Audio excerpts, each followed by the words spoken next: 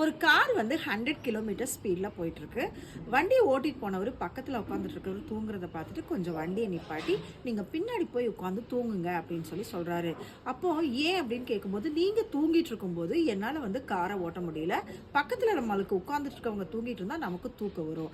ஆமாங்க, நம்ம வாழ்க்கையில் இந்த மாதிரி தான் நம்மளோட நிறைய செயல்பாடுகள் நம்ம பக்கத்தில் யார் இருக்காங்க அப்படிங்கிறத பொறுத்தே அமையுது.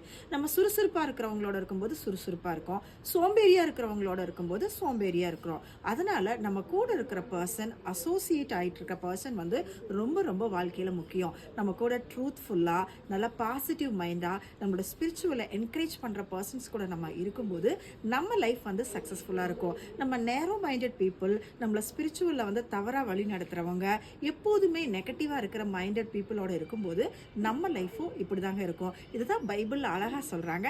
துன்மார்க்கருடைய ஆலோசனையில் நடவாமல் பாவிகளுடைய வழியில் நிற்காம நம்ம பரியாசக்காரர் உட்காரும் இடத்தில் உட்காராம நம்ம இருக்கும்போது நம்ம லைஃப் வந்து ஹாப்பியாக சந்தோஷமாக இருக்கும். அதனால் நம்ம கூட இருக்கிற ரிலேஷன்ஷிப், ஃப்ரெண்ட்ஸ் எல்லாருமே ரொம்ப ரொம்ப முக்கியம். அதுவும் நம்ம கூட இருக்கிறவங்க பாசிட்டிவாக நம்ம ஸ்பிரிச்சுவல் லைஃப்க்கு ஹெல்ப் பண்ணுறவங்களா இருந்தால் நம்ம லைஃப் சக்ஸஸ்ஃபுல்லாக இருக்குங்க.